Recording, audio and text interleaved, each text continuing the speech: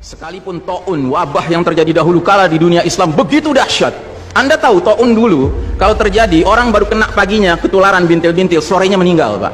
Kalau sekarang orang di swab positif, sekian belas hari dia isolasi mandiri, kemungkinannya dua, kemungkinan sembuh, kemungkinan mati.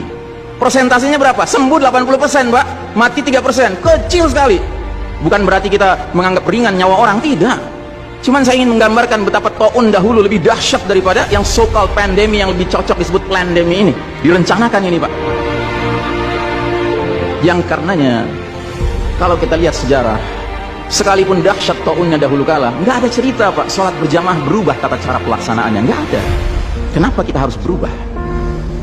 Dan saudaraku rahimakumullah, kami cuma mengingatkan beberapa pesan dari Nabi SAW tentang sholat ini. Yang pertama, Nabi mengatakan, sallu kama ra'aitumuni usalli. Sholatlah kalian sebagaimana kalian melihat aku sholat.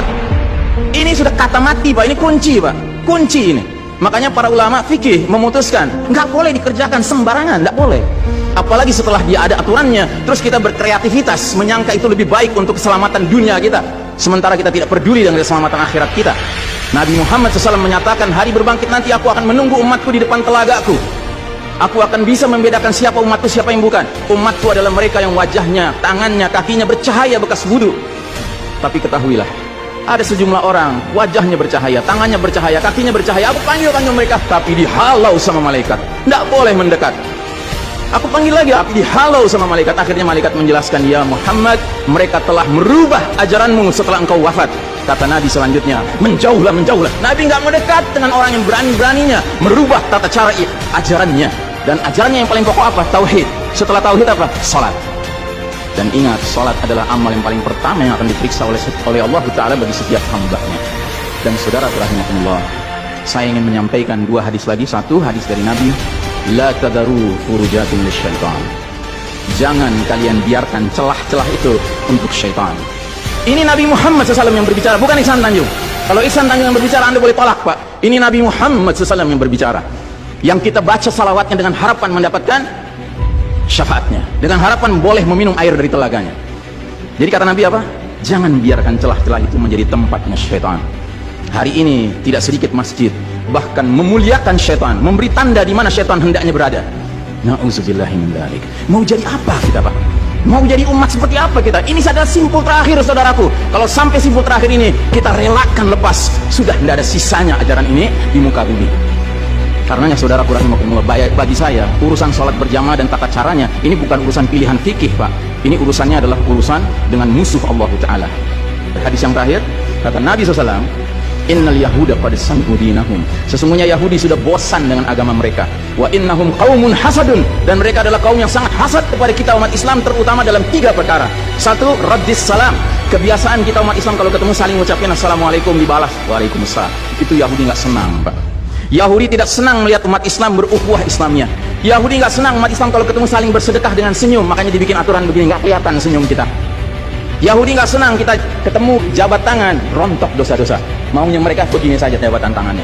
Dari mana ini semua? Yang kedua, mereka hasad sama kita dalam urusan apa? Iqamatis sufuf, dalam tata cara kita menegakkan saf kita. Ingat, Pak, saf dikatakan tegak syaratnya dua.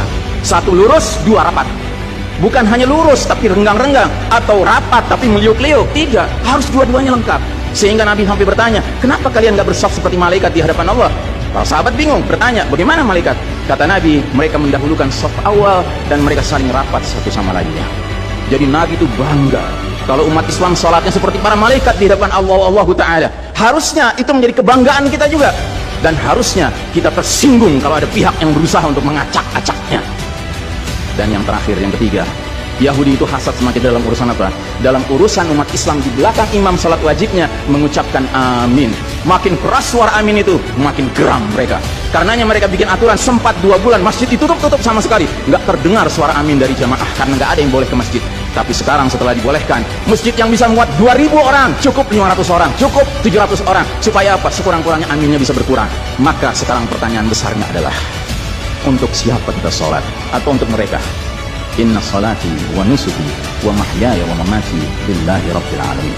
Mudah-mudahan apa yang saya sampaikan tidak membuat bapak dan ibu makan nggak kenyang, tidur nggak nyenyak, tetapi semakin sadar betapa kita sedang hidup di era penuh fitnah di akhir zaman, dan musuh-musuh Allah sedemikian sistematis, sedemikian terencananya membuat kita sadar tidak sadar meninggalkan din kita. Yang paling mengerikan kalau sampai sudah nggak ada perasaan lagi risau dengan ini semua. Karena apa? Nabi bersabda, siapa lihat kemungkaran ubah dengan tangan, nggak bisa dengan lisan, nggak bisa dalam hati. Dalam hati itu maknanya apa? Ingkari itu sebagai kebenaran, itu mungkar. Dan itu kata Nabi selemah-lemahnya iman. Sehingga di hadis yang lain kata Nabi, kalau mengingkari saja sudah nggak ada iman sama sekali. Nah, yang kita khawatir kalau kita ternyata ridho saja dengan aturan sholat WHO ini, Pak.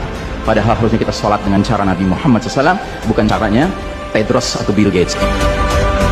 Kepada jamaah, inilah nasihat dari hati yang paling dalam kepada saudara-saudara yang saya cintai karena Allah, yang kita sama-sama bersolawat, kita sama-sama mengharapkan air dari telaga Nabi. Tapi boleh jadi nggak semua kita ngerti apa yang harus kita lakukan agar air telaga itu dapat jaminan kita boleh meminumnya.